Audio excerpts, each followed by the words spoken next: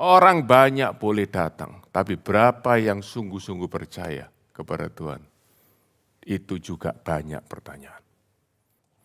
Dan dari situ, murid-muridnya mendapatkan satu yang mengubah kehidupan mereka. Yaitu apa? Mereka tidak takut menghadapi kematian. Karena mereka tahu, death has no final say. Mari buka bersama dengan saya di dalam Kisah Rasul pasal yang pertama. Kita akan baca dari ayat yang pertama sampai dengan ayat yang ke-11. Dan saudara-saudara, kalau kita bicara tentang peristiwa kenaikan Tuhan, peristiwanya tercatat di Injil akhir daripada Injil Lukas dan awal daripada Kisah Rasul. Dan karena memang dua kitab yang ditulis oleh orang yang sama, yaitu seorang yang bernama Lukas. Ya, dan karena itu kalau saudara baca akhir daripada Injil Lukas, yaitu pasal 24 dan Kisah Rasul pasal yang pertama, saudara akan mendapatkan peristiwa yang sama ditulis saudaraku secara overlap, tapi dalamnya kita juga bisa mendapat kebenaran yang sangat indah. Mari kita baca Kisah Rasul pasal yang pertama, ayat yang pertama sampai dengan 11, saudara semua baca di dalam Alkitab saudara masing-masing, kita akan baca dalam bahasa Indonesia. Kalau saudara kebetulan membawa Alkitab bahasa Inggris, ya silahkan baca tapi dalam hati saja ya. Oke, tapi Alkitab bahasa Indonesia mari kita baca sama-sama. Rasul pertama, ayat pertama mulai. Hai Theophilus, dalam bukuku yang pertama, nah saudaraku perhatikan ya, bukuku yang pertama itu apa? Injil Lukas. Oke, jadi di dalam buku yang pertama yaitu Injil Lukas, aku menulis, ya aku adalah Lukas, menulis tentang segala sesuatu yang dikerjakan dan diajarkan Yesus sampai pada hari ia terangkat. Nah, kalau saudara baca dalam Injil Lukas, pasal yang 24, ayat yang ke-50, saudaraku ambil 53, saudaraku di situ ceritakan bagaimana Tuhan Yesus ya terangkat ke surga. Dan saudara tahu apa yang Tuhan Yesus lakukan terakhir waktu dia terangkat ke surga? Sangat indah sekali. Dia memberkati murid-muridnya. Oke, the last thing that he did when he ascended to heaven, he blessed his disciples. Haleluya. Karena itu hari kenaikan Tuhan adalah hari di mana orang-orang percaya, murid-murid Tuhan diberkati oleh Tuhan. Oke, nah itu sampai hari terangkat. Ayat 2, sebelum dia terangkat, ia telah memberi perintahnya oleh Roh Kudus kepada rasul-rasul yang dipilihnya. Ayat 3, ayo kepada mereka. Ia menunjukkan dirinya setelah penderitaannya selesai dan dengan banyak tanda ia membuktikan bahwa ia hidup. Sebab selama 40 hari ia berulang-ulang menampakkan diri dan berbicara kepada mereka tentang kerajaan Allah. Pada suatu hari ketika ia makan bersama-sama dengan mereka, ia melarang mereka meninggalkan Yerusalem dan menyuruh mereka tinggal di situ menantikan janji Bapa yang demikian katanya. Telah kamu dengar daripadaku, sebab Yohanes membaptis dengan air, tetapi tak lama lagi kamu akan dibaptis dengan Roh Kudus. Maka bertanyalah mereka berkumpul di situ, Tuhan, maukah engkau pada masa ini memulihkan kerajaan bagi Israel? Jawabnya, engkau tidak perlu mengetahui masa dan waktu yang ditetapkan Bapa sendiri menurut kuasanya. Tetapi kamu akan menerima kuasa. Kalau Roh Kudus turun ke atas kamu akan menjadi saksiku di Yerusalem, di seluruh Yudea, Samaria, sampai ke ujung bumi. Sudah ia mengatakan demikian, terangkatlah ia, disaksikan oleh mereka dan awan menutupnya dari pandangan mereka. Ketika mereka sedang menatap ke langit waktu ia naik itu, tiba-tiba berdirilah dua orang yang berpakaian putih dekat mereka dan berkata kepada mereka, hai orang-orang Galilea, mengapa kamu berdiri melihat ke langit? Yesus ini yang terangkat ke surga, meninggalkan kamu, akan datang kembali dengan cara yang sama, seperti kamu melihat dia naik ke surga. Demikian firman Tuhan. Haleluya. Nah, saudara-saudara, jadi Lukas menulis ada peristiwa yang penting yang terjadi yang kita semua mesti mengerti apa yang dikerjakan oleh Tuhan Yesus pada saat-saat terakhir sebelum dia take off, ya, surga. Dikatakan nomor 1, dia menunjukkan berkali-kali dia menunjukkan kepada muridnya bahwa dia itu hidup. Oke, nah, jadi saudara-saudara Ini yang Tuhan Yesus katakan, Tuhan Yesus lakukan, dia tunjukkan pada murid bahwa dia hidup. Dan ini penting sekali, saudaraku. Mengapa demikian? Saya sampaikan waktu ibadah Paskah hari Minggu yang lalu. Satu hal yang mengubah kehidupan murid-murid Tuhan, tentu saudaraku banyak sekali berkata, setelah mereka dipenuhi Roh Kudus mereka jadi berani, ya. Tetapi sebelum itu, mereka sudah mengalami satu perubahan yang sangat radikal, sangat drastis dalam diri mereka. Yaitu waktu mereka melihat Tuhan Yesus hidup. Kenapa? Karena mereka melihat sendiri dia mati di atas kayu salib. Mereka melihat sendiri dia diturunkan kayu salib, dikuburkan, saudaraku, mereka lihat sendiri. Dan mereka tahu Yesus benar-benar mati. Dan sekarang mereka tahu Yesus benar-benar hidup. Kalau saudara baca dalam Lukas pasal 24 ayat terakhir. Bahkan saudaraku waktu Tuhan Yesus bertemu dengan murid-muridnya di ruang tertutup. Ya, murid-muridnya semua saudaraku ketakutan dikira hantu saudaraku. Tapi Yesus berkata begini, kasih aku suatu untuk dimakan. Siapa saudara tahu yang diminta oleh Tuhan Yesus? Yang dikasih oleh murid-muridnya apa? Martabak. Apa? Ikan goreng. Saudara ya, dikasih saudara ikan goreng, Tuhan Yesus makan. Dan saudara kalau dia itu roh, maka ikan goreng akan kelihatan. Jalan begitu. Tapi saudaraku begitu dimasukkan mulutnya, lenyap itu ikan goreng. Dia benar-benar dalam tubuh jasmani ya, tetapi tubuh yang sudah dibangkitkan namanya the body of resurrection, the glorious body.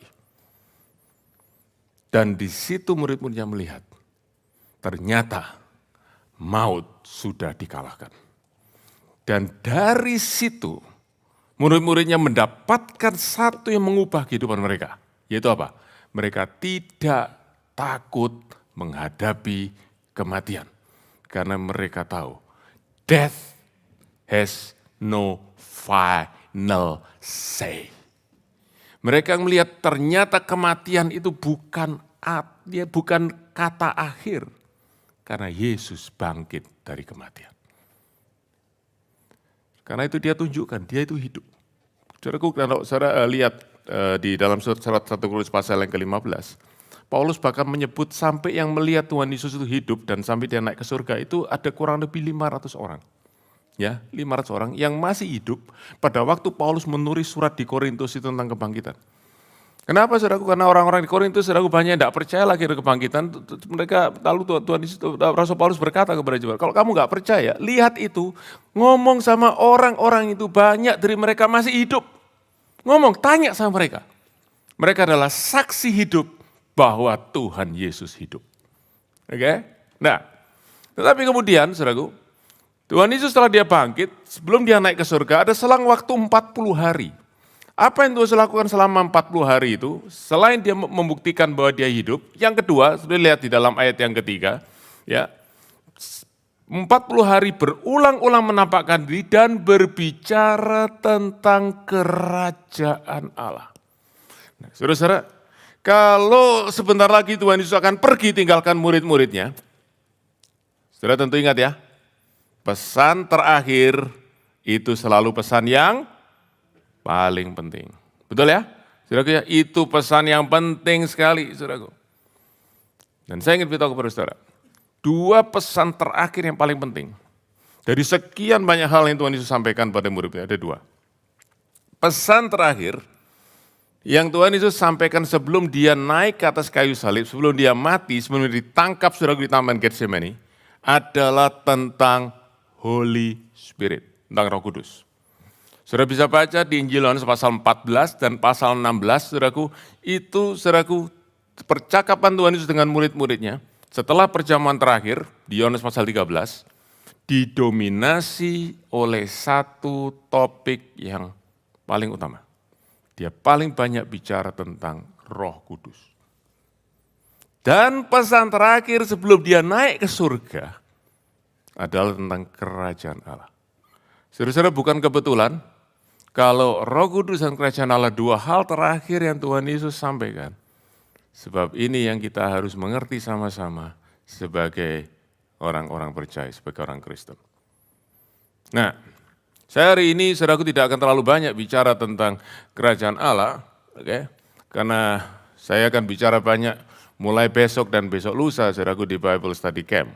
Oke, jadi saudara nyusul ke sana, oke, kalau mau. Right, now, tetapi yang pasti adalah, kalau kita bicara tentang kerajaan Allah, itu bicara paling tidak, saudaraku, tentang beberapa hal yang mendasar. Nomor satu, pasti ada pemerintahan, pasti ada government, oke, pasti ada ruler. Dan karena ada pemerintahan, ada, saudaraku, rakyat, kemudian ada tempat juga, saudaraku. Dan disitulah, saudaraku, ada seorang yang memerintah, karena disebut kingdom, berarti kepala pemerintahnya pasti king, bukan presiden. Yang dipilih oleh rakyat, saudaraku, ya, bukan perdana menteri. Yang harus dipilih oleh rakyat, saudaraku, yang harus kampanye, saudaraku, ya, cerita begini-begini, no. Raja tidak pernah kampanye. Oke, raja mendapatkan kuasanya dan dia memerintah in his power. Oke, dan dia, saudaraku, memerintah karena dia memiliki kuasa. Bukan karena dia dipilih oleh rakyat, bukan karena dia populer. Tentu, saudaraku, raja, saudaraku, bisa menjadi populer kalau dia baik, tetapi dia menjadi raja bukan karena dia populer, bukan karena dia menang vote, tapi karena dia memiliki kuasa. Dan saudara, kerajaan Allah adalah di mana Allah menjadi raja dengan kekuasaan yang mutlak, absolute power and absolute authority. Nah, jadi saudara, Yohanes berkata begini, diajarkan, saudaraku, apa itu kerajaan Allah. Dia terus, saudaraku, bahkan saudara, dari awal pelayanan Tuhan Yesus, maka dia bicara tentang kerajaan Allah. Saudara, kalau saudara ingat, Tuhan Yesus waktu dia mulai melayani, bagaimana dia berkhotbah? Khotbahnya selalu begini, bertobatlah, kerajaan Allah sudah dekat. Oke? Ya. Nah, kemudian yang berikutnya, saudaraku, di dalam ayat yang kelima, Tuhan Yesus kemudian melakukan satu hal lagi. Dia memberi pesan kepada murid-muridnya. Dia berkata gini, jangan tinggalkan Yerusalem. Tunggu sampai kamu diberi apa yang dijanjikan oleh Bapakku. Yaitu apa? Roh Kudus. Dan ingat, saudaraku? Sudah ingat ya? Karena itu saya katakan tadi. Oke, katakan tadi. Dua topik khotbah terakhir, dua topik pengajaran terakhir. Karena itu, saudaraku, penting sekali untuk kita perhatikan sungguh-sungguh ini. Roh Kudus dan kerajaan Allah. Oke? Yesus berkata, kamu jangan keluar dari Yerusalem, tinggal di Yerusalem. Oke? Jangan kemana-mana, tinggal di Yerusalem. Sampai nanti Bapak mengirim apa yang dia sudah janjikan. Dan Tuhan Yesus berkata, kamu sudah dengar daripadaku. Perhatikan ya, which you have heard me speak about. Kapan itu? Di perjamuan terakhir. Kamu sudah dengar aku ngomong sebelum aku mati di atas kayu salib, aku sudah cerita sama kamu. Aku akan pergi untuk kebaikanmu. Sebab kalau aku tidak pergi, Roh Kudus tidak turun. Dan lebih baik kamu bersama dengan Roh Kudus daripada dengan aku. Dengan kata lain, saudaraku, Tuhan Yesus berkata demikian. Sebab apa? Roh Kudus itu bukan di sampingmu, Roh Kudus bukan di depanmu, di belakangmu, Roh Kudus ada di dalammu. Sekarang aku hadir di sampingmu. Tapi kalau Roh Kudus turun, aku hadir di dalam dirimu selama-lamanya. Dan saudara, itu yang Tuhan sampaikan. Nah, tapi kenapa demikian? Dia berkata, jadi tunggu sampai kamu terima, sampai kamu dibaptis. Artinya, saudaraku, kalau saudara tahu dibaptis artinya ditenggelamkan, saudaraku, seluruhnya benar-benar, saudaraku, ya dipenuhi, itu yang saudaraku namanya, mereka dipenuhi Roh Kudus itu. Kenapa demikian? Karena Tuhan Yesus sedang memberi kepada mereka, mempersiapkan mereka untuk satu tugas yang sangat-sangat penting. Yaitu apa? Memberitakan Injil Kerajaan Allah. They have to preach the gospel of the kingdom of God. Dan saudara-saudara, untuk bisa memberitakan Injil Kerajaan Allah itu, mereka perlu diperlengkapi dengan kuasa, dengan Roh Kudus. Tanpa itu mereka akan gagal. Apa berhasil gagalnya pemberitaan Injil, saudaraku? Cuman satu. Orang boleh sungguh-sungguh percaya kepada beritaan Injil. Dan kita sudah belajar berminggu-minggu.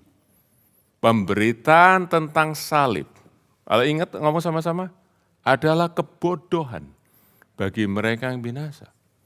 Tetapi bagi mereka yang diselamatkan, berita tentang salib adalah kekuatan Allah. Dan siapa yang bisa menunjukkan itulah kekuatan Allah? Hanya kuasa Roh Kudus. Karena itu, saudara-saudara, tanpa Roh Kudus tidak akan ada pemberitaan Injil yang berhasil.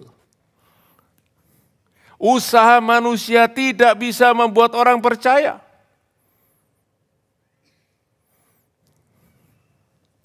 Kita mungkin ketawa hari ini. Tapi sekarang banyak cara bisa dipakai. Bikin gereja, gedung yang bagus, orang datang banyak. Acara yang menarik, artis yang hebat. Ya, pendeta yang keren, gaya bicara yang bagus, khotbah diselingi film kalau perlu, supaya lebih mengena. Saya beritahu kepada saudara semua, orang banyak boleh datang, tapi berapa yang sungguh-sungguh percaya kepada Tuhan, itu juga banyak pertanyaan. Saudara-saudara, kenapa saya sampaikan ini? Saudara tahu di dalam pelayanan Tuhan Yesus, kemana-mana dia pergi, orang banyak. Dia itu kalau bikin KKR tidak pernah sepi. Saudara, siapa setuju? Yang setuju angkat tangan? Tidak pernah saudaraku KKR-nya sepi, saudaraku. Bahkan KKR-nya itu, saudaraku ya, kebaktiannya itu sehari suntuk. Enggak ada orang yang pulang. Kurang hebat apa? Kurang hebat apa? Tapi saudara-saudara, dari sekian banyak orang itu, saudara baca dalam Injil Yohanes pasal 6 ayat 66. Kok ya 666? Saya enggak tahu kenapa. Apakah kebetulan? Atau memang pewahyuan? Saya tidak tahu. Tapi yang pasti saudara katakan, banyak dari murid-muridnya mengundurkan diri. Banyak itu berapa? Semua, tinggal 12 tinggal sama dia. Padahal tadinya mereka ikut dia. Dengarkan pengajarannya. Tapi karena mereka tinggalkan Tuhan. Saudara, dengar baik-baik. Tuhan Yesus berkata, Tuhan Yesus sepertinya ingin cerita kepada murid-muridnya, kamu ingat-ingat ya, kamu ingat-ingat. Kamu ingat-ingat. Tidak ada manusia bisa percaya kepadaku kalau ia tidak ditarik oleh Bapakku. Dan Bapakku akan menarik mereka oleh kuasa Roh Kudus. Jadi, apa yang membuat orang itu sungguh-sungguh percaya? Bukan ke gereja. Kalau hanya narik orang ke gereja, saudaraku gampang. Oke? Coba minggu depan, saudaraku ya, kita coba ya. Oke, saudara tiap minggu ke gereja, saudara dapat makanan, minuman gratis itu. Saya rasa dalam waktu singkat tempat kita enggak cukup. Maybe. Kita belum pernah coba itu. Oke, tapi lebih baik jangan dicoba. Tapi saudaraku, kalau hanya membawa orang datang ke gereja, that's one thing. Membawa mereka kepada Yesus, it's completely different thing. Hanya Roh Kudus yang bisa lakukan itu. Karena itu, saudaraku, Tuhan Yesus berkata, tunggu, sebab kamu tidak bisa berjalan dengan kekuatanmu sendiri. Kamu tidak bisa melakukan misi yang kau kasih sama kamu dengan kekuatanmu sendiri. You will fail. Tunggu, biar Roh Kudus penuhi kamu, dan kamu bisa lakukan apa yang menjadi perintahku. Pergilah, jadikanlah segala bangsa muridku. Baptiskan mereka dalam nama Bapa, Anak, dan Roh Kudus, dan ajarlah mereka melakukan segala sesuatu yang kuperintahkan kepadamu. Oke? Nah, jadi Tuhan Yesus berkata, ini, tunggu sampai Roh Kudus turun. Lalu, saudaraku, ayat 6, murid-muridnya tanya, maka bertanyalah mereka yang berkumpul di situ. Nah, bahasa Indonesianya, jadi ini murid lagi kumpul tanya, tapi saudaraku kalau Kalau bahasa Inggrisnya, saudaraku, kemudian, nah ada kata then they gather around him. Jadi mereka itu mendekat, melingkari dia. Ini berarti, saudaraku ya, mereka lagi mau nanya pertanyaan khusus yang enggak semua orang mereka pengen orang lain dengar. Ini pertanyaan rahasia, jadi mungkin mereka tanyanya agak pelan-pelan. Tanya gini, Tuhan, maka engkau pada masa ini itu, saudaraku, bukan detik ini juga, tidak. Tapi dalam waktu dekat ini, memulihkan kerajaan bagi Israel. Ingat, tadi Tuhan Yesus bicara soal apa? Kerajaan Allah. Sekarang murid-muridnya berkata, maukah engkau memulihkan kerajaan Israel? Saudara-saudara, saya mempelajari pertanyaan ini berjam-jam. Saya ingin tahu, apa ya? Murid-murid ini gimana sih? Tuhan Yesus ngomong kerajaan Allah, kok yang dipikirin kerajaan Israel? Dan saudara tahu kerajaan Israel itu apa? Saudara, kerajaan Israel adalah kerajaan yang mereka lihat, saudaraku, dalam penuh kejayaan, kemuliaan terutama di bawah pimpinan dua raja, yaitu Daud dan Salomo. Dan kalau kita bicara kerajaan Israel, saudaraku, itu dimulai, saudaraku, sejak Israel menjadi satu bangsa sampai mereka dibuang ke Babel. Ya, kurun waktu yang cukup lama. Berapa lama, saudaraku? Peserta camp, tunggu besok malam. Oke. Nah, kerajaan itu hancur. Mereka, saudaraku, dihancurkan oleh Babel, saudaraku, menjadi tawanan. Dan sejak itu tidak ada lagi namanya the kingdom of Israel. Hancur, lenyap. Mereka memang pulang, saudaraku, dari pembuangan. Karena, saudaraku, diperintahkan oleh Raja Koresh. Okay? Dari kerajaan Persia. Dan Raja Koresh berkata, "It is the Lord who told me to send you back home." Dan Raja Koresh bukan orang yang percaya kepada Tuhan. Tapi dia berkata, "Aku tahu Tuhan suruh aku untuk kirim kamu pulang. Semua persediaan, hei, bupati-bupati di perjalanan bangsa Israel pulang, sediakan semua yang diperlukan orang-orang pulang ini." Saudaraku, itu perintah Raja Koresh. Sekali lagi, he is not a believer. Untuk menunjukkan, our God is sovereign for all people, believers or not. Nah, jadi kenapa pulang? Kembali, saudaraku, Yerusalem. Ada yang mimpin 3 orang. Satu namanya bupati, seorang bupati namanya Zerubabel. Yang kedua seorang imam namanya Ezra. Dan yang ketiga seorang pemimpin sipil namanya Nehemia. Mereka kembali Yerusalem, mereka bangun bait Allah, tapi mereka tidak pernah bisa membangun kerajaan Israel. Saudara-saudara, mereka tetap di bawah, saudaraku, dominion daripada kerajaan Persia. Tidak lama kemudian kerajaan Persia hancur dan datanglah, saudaraku, kerajaan yang dipimpin oleh seorang muda yang sangat brilian. Namanya Alexander the Great, kerajaan Yunani masuk.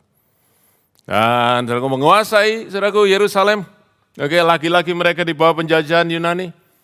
Dan kerajaan Yunani, saudaraku, Alexander the Great, saudaraku, menguasai dunia ini umur 30, ada yang ingat? 33 tahun enggak salah. Dia mati, masih sangat muda. Kerajaannya pecah 4. Dan sejak itu, saudara-saudara, kerajaan Israel, saudaraku, no man's land. Tidak lama bangkitlah namanya Kaisaran Romawi. Masuk, saudaraku, menyerang Yerusalem, jenderal namanya Pompei. Dan mereka ada di bawah penjajahan Romawi. Sampai hari Tuhan Yesus naik ke surga. Mereka di situ. Penjajahan demi penjajahan sejak mereka dibuang, saudaraku, abad ke-6 sebelum Masehi. 600 tahun. Mereka tidak punya kerajaan. Murid-murid tanya, kami sudah tunggu 600 tahun. Maukah Tuhan kau memulihkan kerajaan ini? Dan saudara, kalau murid-murid tanya seperti itu, mereka itu tidak semata-mata pertanyaannya itu duniawi ya. Kenapa? Pertanyaan mereka itu biblical. Kalau saudara baca, saudaraku, di dalam kitab Nabi Yesaya, kalau saudara hari Natal, saudara kan mesti baca ayat ini, sering-sering baca ayat ini ya. Coba kita baca ya. Yesaya pasal 9, Yesaya pasal 9, ayat yang ke-5. Sampai ayat yang ke-7. Oke? Sudah dapat? Ya, kita baca ya. Kita kalau Natal kan selalu baca ini ya. Sampai dikarang lagu, seorang anak telah. Ya, oke, baca ya. Oke. Ayat 5. Sebab seorang anak telah lahir untuk kita, seorang putra, a son, telah diberikan untuk kita. Lambang pemerintahan ada di atas bahunya. Namanya sebutkan orang penasehat, ajaib, Allah yang perkasa, Bapa yang kekal, Raja damai. Nah, kita biasanya sampai di situ. Gitu. Tapi terusannya dibaca. Ya. Bukan hanya namanya, tapi seperti apa dia. Baca ayat 6. Besar kekuasaannya dan damai sejahtera tidak akan berkesudahan di atas tahta Daud dan di dalam kerajaannya. Karena ia akan mengokohkan dengan keadilan kebenaran dari sekarang sampai selama-lamanya. Jadi mereka ingat, Yesaya itu menubuatkan akan ada satu raja yang akan memulihkan kembali Israel, mengembalikan kejayaan Israel seperti zaman Daud. Mereka tanya sama Tuhan Yesus, Tuhan, rasa-rasanya engkau ini yang dimaksud oleh nubuat itu. Jadi maukah engkau take action sekarang ini? Tuh gitu ya. Jadi enggak terlalu ngawur, saudaraku, mereka nanyanya itu. Mereka nanya itu ada dasarnya, saudaraku. Pertanyaannya Alkitabiah, cuman pengertiannya yang kurang. Dan sekarang banyak orang kayak gitu. Alkitabiah, saudaraku, ayat tapi pengertian ayatnya yang kurang. Sehingga aplikasinya salah. Oke? Dan untuk itu mesti ikut Bible Study Camp. Oke, nah, saudara perhatikan. Jadi mereka berkata, Tuhan, kau mau pulihkan nih kerajaan Israel ini. Seperti dinubuatkan Yesaya. Saya dulu, saudaraku, berkata ini murid-murid kebangetan nih. Mereka kok mikir, ini kerajaan Allah, kok kerajaan Israel. Tapi kalau saudara kita jawab, saudaraku, kalau kita lihat jawaban Tuhan Yesus tidak berkata seperti ini. Nyala daripadaku iblis, enggak. Atau dia berkata, bodoh sekali pertanyaan, mengapa degil hatimu? Sudah kukatakan kerajaan Allah, kerajaan Allah, kerajaan Allah, masih juga kerajaan Israel. Enggak. Tuhan jawab gini, ayat 7, mari kita lihat. Jawabnya, engkau tidak perlu mengetahui masa dan waktu yang ditetapkan Bapa sendiri menurut kuasanya, otoritasnya. Berarti apa? Tuhan tidak berkata, enggak ada itu kerajaan Israel. Enggak, betul ya? Cuman masa dan waktunya engkau enggak tahu.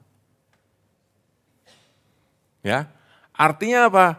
Ada waktu yang sudah Allah rencanakan untuk pemulihan kerajaan Israel itu. Tetapi kerajaan Israel yang Yesus maksud adalah kerajaan Israel yang di dalam rencana Allah. Bukan di dalam pikiran daripada murid-muridnya. Seperti kerajaan Daud yang lalu. Nah, kemudian Tuhan Yesus berkata begini, kamu enggak tahu waktu dan masanya, jadi kamu jangan ngitung-ngitung, jangan coba menduga-duga, berapa tahun lagi ya, 30 tahun lagi, 40 tahun lagi, 50 tahun lagi, 60 tahun lagi, saudaraku. Tuhan berkata, saat dan waktu jangan. Dan saudaraku, ini hal yang kedua, yang Tuhan ngomong, jangan coba-coba ngitung waktunya. Pasti yang pertama apa? Soal kedatangan Tuhan. Betul ya? Saatnya tidak ada yang seorang pun tahu, anak pun tidak tahu, hanya Bapa yang tahu. Dia bilang gitu di Matius pasal 24. Dan saudaraku yang kedua dia bilang, kamu tidak perlu tahu kapan pemulihan dari para kerajaan itu. Kamu tidak perlu tahu. Sebab itu Bapa yang menentukan. Tetapi, waktu kamu tidak perlu tahu, tetapi ada satu yang kamu perlu tahu. Oke? Apa yang kamu perlu tahu? Kamu akan menerima kuasa. Kamu akan menerima kuasa. Kalau Roh Kudus turun atas kamu. Saudara-saudara perhatikan ya. ayat 8 itu baru meaningful. Kita kan sering, ya ayat 8 itu salah satu ayat paling terkenal ya. Sebab apa saudara? Ayat 8 itu adalah perkataan Tuhan Yesus yang terakhir sebelum dia naik ke surga. That's the last word. Oke. Tapi, kalau saudara ingin dapatkan makna lebih dalam daripada ayat 8, saudara mesti ngerti ayat 6, 7, 8. Baru saudara tahu. Sebab itu saudaraku, reading text in context will give you more blessing from the word of God.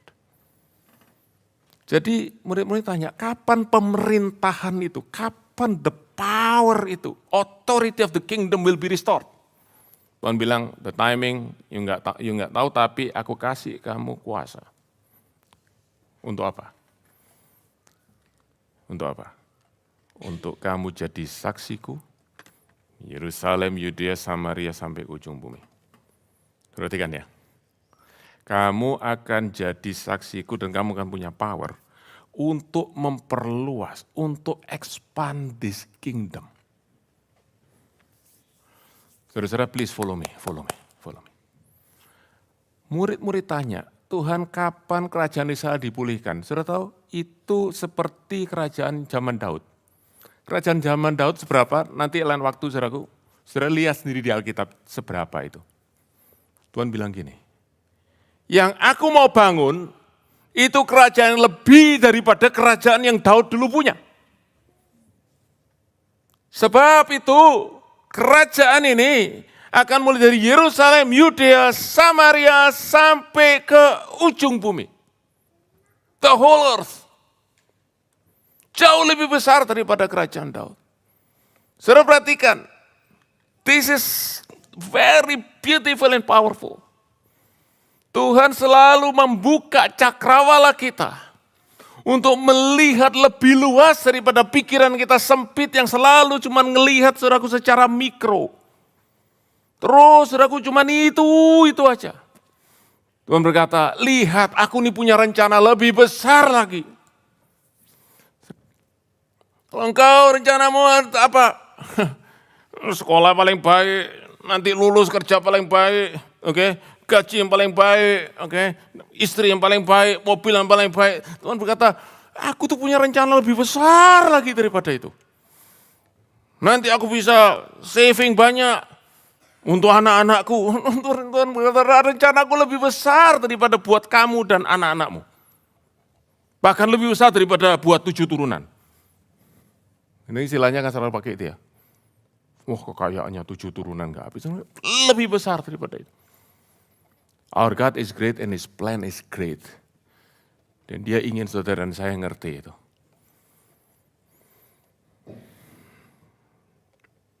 Dan Tuhan berkata, kamu akan jadi saksiku. Saksi apa tuh saudara-saudara? Mari kita buka. Cross reference. Scripture, interpret scripture. Mari kita buka. Injil Lukas pasal yang terakhir, ayat yang ke-24. Pasal 24, jadi pasal terakhir, ayat 45. Oke, kita sudah pernah belajar ini, saya ingin tekankan sekali lagi. Lalu ia membuka pikiran mereka sehingga mereka mengerti kitab suci. Nah, kalau kitab suci mereka itu, kitab suci apa saudaraku? Perjanjian lama apa sih? Hukum Taurat, kitab Musa, para nabi, Mazmur, kitab nabi-nabi. Ya, itu saudaraku, yang murid-murid, kitab sucinya murid-murid pada zaman itu. Mereka belum punya perjanjian baru, saudara dan saya hari ini. Oke, jadi Tuhan Yesus buka pikiran mereka ngerti kitab suci. Apa yang mereka ngerti? Katanya kepada mereka, ada tertulis demikian. Tertulis di mana? Di kitab suci. Mesias harus menderita dan bangkit dari antara orang mati pada hari yang ketiga, dan lagi dalam namanya berita tentang pertobatan dan pengampunan dosa harus sampaikan kepada apa? Segala bangsa. Mulai dari Yerusalem. Ayat 48 baca sama-sama. Kamu adalah saksi dari semuanya. Saudara ngerti sekarang dimaksud saksi oleh Tuhan Yesus? Kamu adalah saksi daripada Injil keselamatan yang sudah digenapi. Ditulis oleh para nabi di Perjanjian Lama. Aku genapi hari ini. Sekarang kamu bawa ini ke seluruh dunia. Mulai dari Yerusalem sampai ke segala bangsa. Tuhan Yesus berkata, aku akan membangun kerajaan, bukan hanya buat orang Israel, tapi buat segala bangsa. Dan saudara dan saya malam hari ini termasuk di dalamnya. Haleluya. Haleluya. Murid-murid pikir, saudaraku, kerajaan itu hanya untuk orang-orang Israel. Untuk orang-orang Yahudi, bahkan saudaraku lebih eksklusif lagi. Tapi Tuhan berkata, no, it's for all nation. Dan itu termasuk saudara dan saya malam hari ini. Saudara dan saya adalah bagian dari rencana Tuhan yang Tuhan sudah tetapkan 2000 tahun yang lalu. Waktu dia naik ke surga. Dan dia masih belum selesai. Dia mau terus lanjutkan itu dan mari kita ikut. Kita yang sudah masuk, saudaraku, di dalam kerajaan Allah itu. Yang kita masuk, saudaraku, sebagai Israel selain rohani. Sekarang kita juga ikut memperluas kerajaan Allah itu. Dimanapun kita berada saat ini. Haleluya. Haleluya. Nah, saudara, kalau kita bicara tentang kamu menjadi saksiku dari Yerusalem, Yudea, Samaria, ke ujung bumi. Saudara, ada saudaraku yang ingat kira-kira sudah dengar itu dari saudara pertama dengar sampai sekarang sudah lebih dari 100 kali? Ada kira-kira? Enggak ada? Atau saudara enggak ingat? Uncountable, oke, sudah sering ya. Dan biasanya kan begini, jadi saudara-saudara, kita semua akan genapi itu. Jadi Yerusalem adalah keluarga kita, Yudea adalah kerabat kita, Samaria mungkin adalah orang-orang yang, cerita ya seperti ya, sampai ke ujung bumi, siapapun juga. Ya enggak salah, tapi saudara-saudara, the rule of exegesis adalah nomor satu, we have to understand to whom this message was said to. Kita mesti ngelihat dulu kepada siapa pesan disampaikan, kepada murid-murid pada saat itu. Pada saat itu. Apa yang terjadi pada saat itu? Mereka lagi sembunyi ketakutan. Baru 40 hari yang lalu, saudaraku, Tuhan Yesus, saudaraku, tersalib. Itu orang-orang lagi benci, lagi marah, pemimpin-pemimpin Yahudi, imam-imam kepala, lagi saudaraku mau kejar-kejar ini. Lalu Tuhan bilang, kamu jadi saksiku di Yerusalem, the most hostile place. Ya understand? Baru saudara bisa appreciate sekarang waktu dengar itu. Kalau saudara jadi murid-murid Tuhan, saudaraku dengar, mulai dari Yerusalem, saudara, haleluya. Oh, you're not there. Okay? You are out of the world. Mereka mungkin tanyain, bentar Tuhan, bentar. Itu mereka itu yang menyalibkan engkau itu masih ada loh. Ini mereka semua masih tinggal di Yerusalem loh. Oke, terus yang kedua. Dari Yerusalem kemana? Ke Yudea. Aduh Yudea, mana Yudea itu? Oke, nah kenapa saudaraku? Itu daerah asing. Saya mau ngomong nih supaya saudara ngerti aja konteks. Saudara baca ya, ayat 11. Saudara lihat Alkitab saudara ayat 11. Lihat Alkitab saudara ayat 11. Itu ada 2 malaikat, saudaraku, turun ngomong sama murid-muridnya. Mereka panggil murid-muridnya itu apa ya? Hai orang-orang Galilea. Itu saudaraku, itu provinsi di utara. Yudea itu provinsi selatan. Itu lain state. Dan lain kebudayaan, lain saudaraku. Dan Galilea itu dianggap provinsinya miskin. Orang-orangnya terbelakang. Yudea itu elit karena di Yerusalem di situ. Kami sekarang suruh pergi ke situ. Waduh.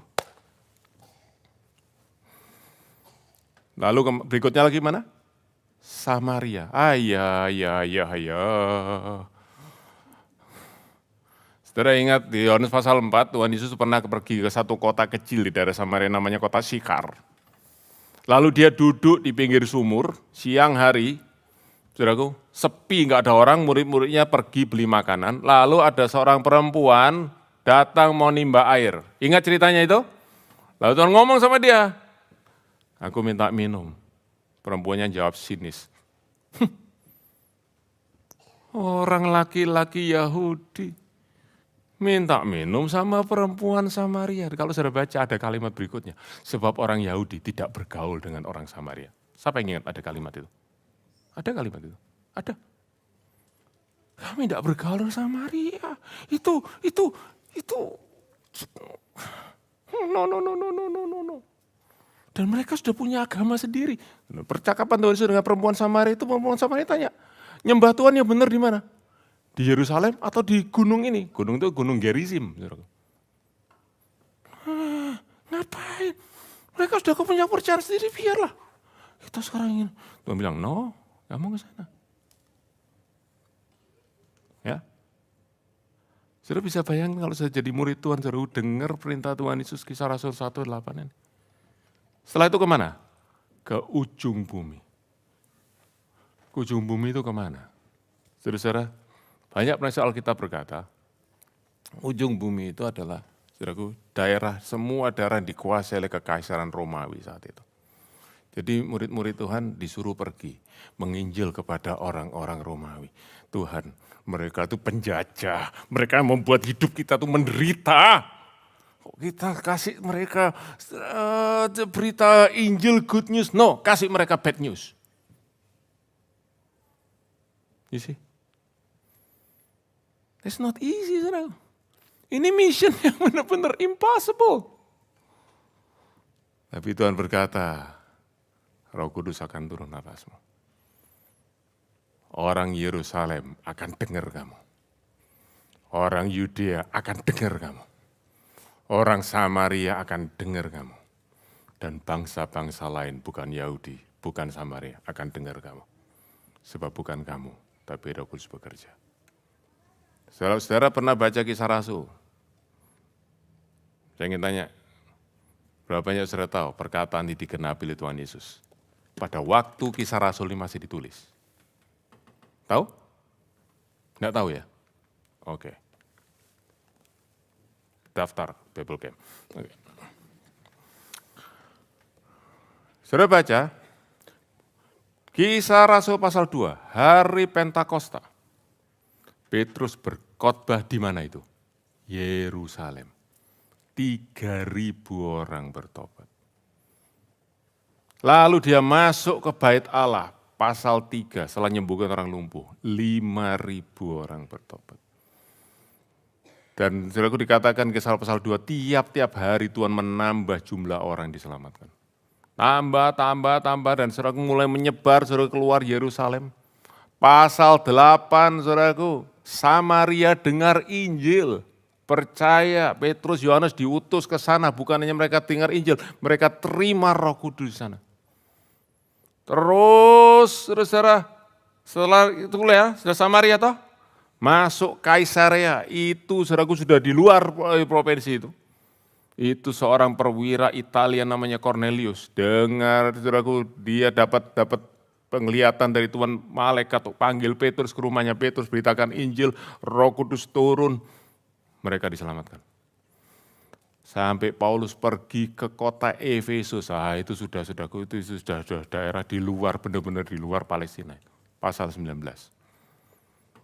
Murid-murid di situ, saudaraku, dibaptis, terima Roh Kudus. Perkataan Tuhan Yesus digenapi.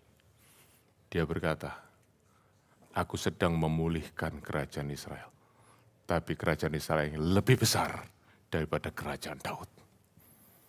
Secara fisik. Dan dia mau bawa saudara dan saya ikut. Luas. Saudara, geografinya bagus enggak? Bagus enggak? Hah, bagus. Bagus ya? Oke, pertanyaan. Tempat mana yang paling jauh jaraknya dari Yerusalem di muka bumi ini? Melbourne, salah. Tahu? Ayo. Nggak tahu ya? Nggak tahu ya? Tak kasih tahu. Kenapa saya tahu? Tanya Google. Nah, ya, saudara pikir saya tahu seluruh dunia? Nih, namanya Gambier Island, French Polynesia. Saudaraku itu, saudara tahu itu ada Australia di situ, Amerika itu ya, daerah Polinesia itu di tengah di lautan Pasifik, Samudra Pasifik. Itu jaraknya 18.654 km dari Yerusalem. Itu tempat paling jauh dari Yerusalem, baik dari kiri maupun dari kanan. Oke ya, itu paling jauh. Yerusalem, Yudea, Samaria, ujung bumi. Jangan sekarang loh ya, nanti cek. Penduduknya enggak banyak, saudara. Tapi mayoritas Kristen. Paling jauh dari Yerusalem.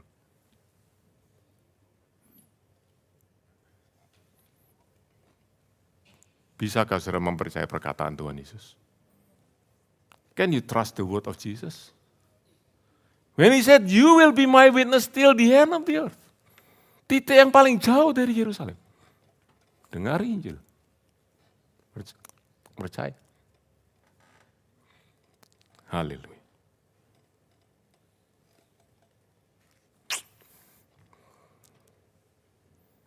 Dan itu Tuhan berkata, bersama Roh Kudus, nothing is impossible. Tiada yang mustahil, dan tiada yang sukar, bila Roh Allah turut bekerja di dalam kita, melaksanakan maksud Tuhan untuk saudara dan saya. Haleluya. Dan setelah itu, saudaraku, Tuhan Yesus terangkat ke surga. Oke. Saya minggu lalu ngajari sekolah minggu. Ya, ayatnya pas tentang kenaikan Tuhan. Jadi saya tanya, so where do you think Lord Jesus went to heaven?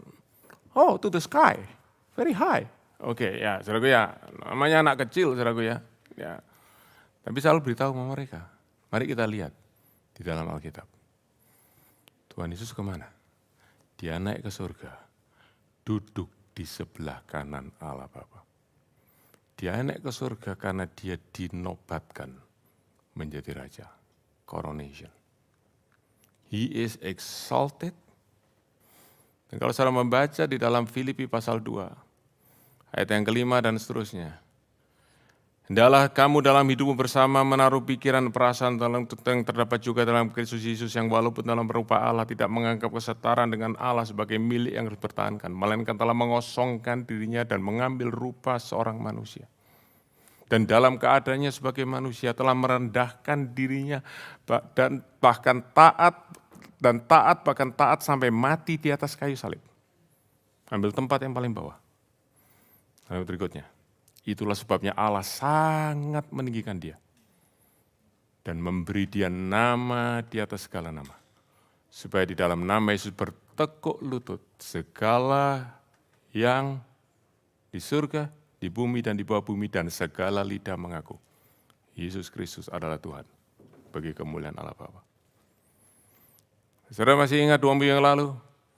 Paulus berdoa untuk jemaat Efesus. Supaya mereka itu bisa tahu 3 hal. Nomor 1, betapa kayanya pengharapan akan panggilan Allah, keselamatan daripada Allah. Yang kedua, betapa kayanya warisan yang Allah sediakan bagi orang percaya. Dan yang ketiga, betapa hebatnya kuasa kebangkitan yang Allah telah kerjakan di dalam Yesus. Membangkitkan dan hormati dan mendudukkan dia di sebelah kanan Allah Bapa, far above all rule and authority.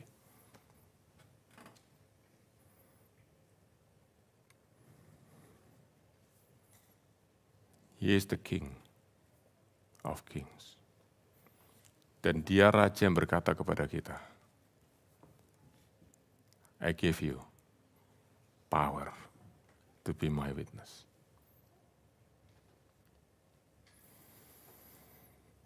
Saudara tahu, kalau saudara membaca di dalam kitab Kejadian pasal yang pertama, ayat 26, 27, 28. Berfirmanlah Allah, baiklah kita menjadikan manusia yang hafal bisa ikut segambar dan serupa dengan kita. Maka Allah menciptakan manusia segambar dan serupa dengan dia, laki-laki dan perempuan diciptakanlah dia. Lalu Allah berfirman, berkembang biaklah. Penuhlah bumi dan berkuasalah atas burung di udara, ternak di darat dan ikan di laut. Rule, reign, I give you authority. Hal yang sama Tuhan sampaikan kepada murid-muridnya. Sampaikan pada gereja Tuhan. Saudaraku, betapa sayangnya Kalau kita sebagai gereja Tuhan, yang kita utek-utek setiap hari, cuman apa yang kita kejar, impian-impian yang kita kejar. Cita-cita kita sendiri, sementara Tuhan panggil kita masuk dalam rencanaku yang besar.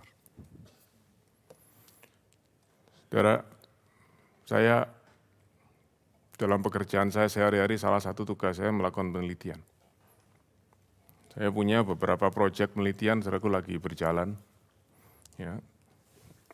Kirin ini, waduh literaturnya sudah dibaca semua, riset desainnya sudah dibuat, saudaraku. Sebentar lagi, saudaraku mulai pengumpulan data, saudaraku beberapa proyek.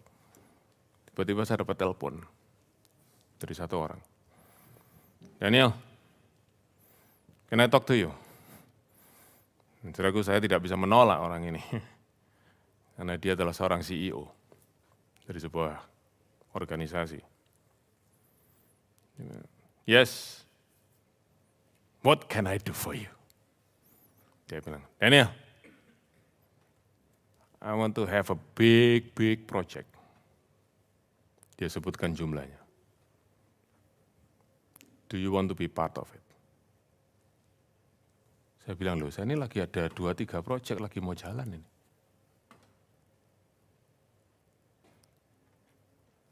Not a split second. Langsung saya bilang, yes sir.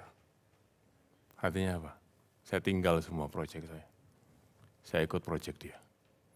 Yang jauh lebih besar. Lebih impactful. Dari apa yang saya rencanakan. Dengan kemampuan saya sendiri.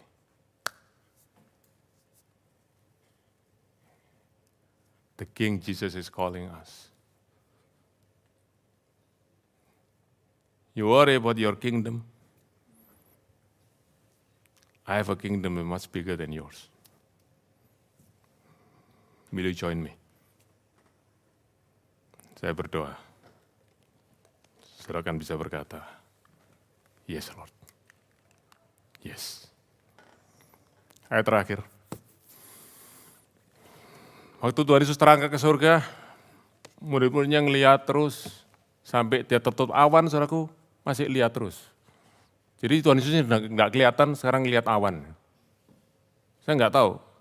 Itu saudaraku ya, itu.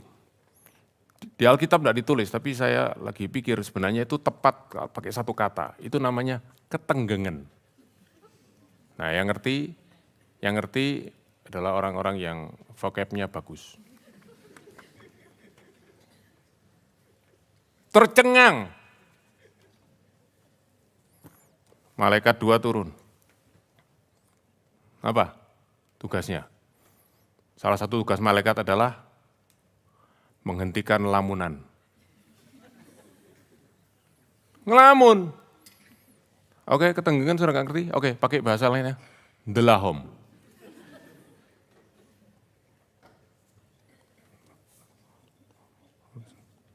Saya curiga ada yang foto dari waktu saya begini. Oke, jangan ya. Hukum ke-11.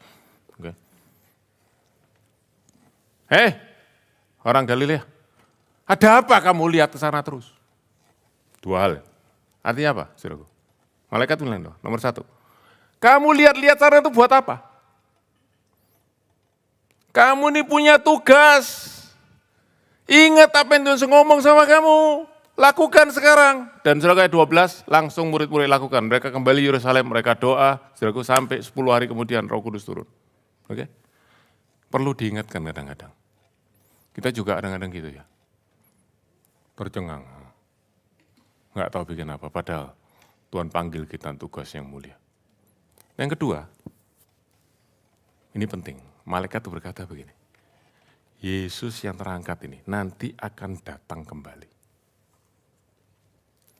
Kalau kita bilang, oh Tuhan sudah datang kembali. Sudah siapkah saudara semua? Sudah siapkah saudara semua? Oke? Oke? Ya, saudaraku selalu begitu ya. Kalau bicara tentang kedatangan Tuhan Yesus selalu ketakutan merajalela. Coba saudara bayangkan. Ini ada, saudara sendiri ada yang pernah menikah tapi dulu LDR. Saudara tahu LDR, saudara tahu ya? Tahu LDR ya? Itu bahasa Inggris ya, bukan bahasa Indonesia. Saudaraku selalu ngerti LDR ya. Saya pikir lalu lintas saudaraku lain, ternyata DLLAJR itu lain saudaraku ya. Oke. Long distance relationship, oke? Jadi ini menikah, ini saudaraku ya, lagi in relationship itu LDR gitu. Lalu calon suaminya berkata kepada calon istrinya, 1 tahun lagi aku akan datang. Lalu kita akan menikah dan kita akan tinggal bersama-sama and live happily ever after.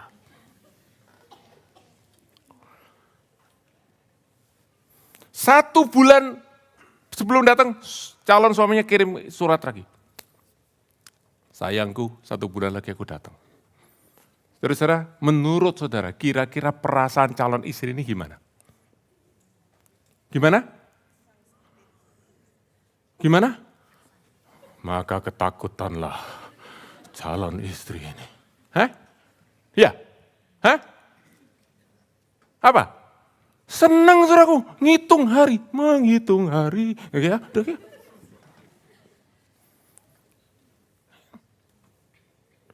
kapan dia datang? Oke. Katanya. Tuhan Yesus itu mempelai pria, gereja itu mempelai wanita, saudara dan saya. Ya. Ini mempelai pria bilang, aku akan datang kembali. Mempelai wanita ketakutan semua. Itu, saudara kenapa begitu? Cuman satu. Karena ini calon istri ini selingkuh. Cuman itu aja. Kalau dia benar-benar mencintai calon suaminya, dia akan, kenapa 1 bulan lagi? Besok dong. Mestinya kan gitu. Benar gak? Oke ya? Jadi saudara-saudara, itu sampai hari ini. Di mana-mana kalau sudah ngomong soal kedatangan Tuhan Yesus, saudaraku, pendetanya makin confident kalau bisa bikin jemaat itu takut, saudaraku ya, sampai gak bisa tidur malam gitu ya. Aduh Tuhan sudah datang gimana? Gimana itu katanya? Lalu minggu nyanyi, Yesus kekasih jiwaku loh. Gak cocok kabeh. Tapi dengar, ini malaikat bilang dia akan datang lagi. Untuk apa dia datang? Dia mau jawab pertanyaan dari murid-murid tadi. Kapan kerajaan Israel itu dipulihkan? Dia bilang, aku datang sebagai raja. Dan kerajaan itu akan pulih. Aku akan datang jadi raja dan mendirikan kerajaanku di bumi. Jesus will come to establish his kingdom. Dan saudara dan saya, kita yang diberi tugas, alangkah indahnya kalau kita masih hidup pada saat itu. Lalu kita semua bisa baris. Hormat. Raja datang. Kita berkata, Raja, I've done your mission. Itu yang kita harus punya. Itu yang gereja kita harus punya. Melihat misi daripada Tuhan, ladang daripada Tuhan, kerajaan Allah, dan tidak terus lihat kerajaan kita sendiri. Dan rindu Raja itu datang. Rindukah saudara malam hari? Saya mau berdoa. Supaya saudara semua dapat calling daripada Tuhan malam ini. To see a bigger picture than the picture that we have been cropping in our life. Our God is great. His plan is great. Mari Pak Putri sama-sama.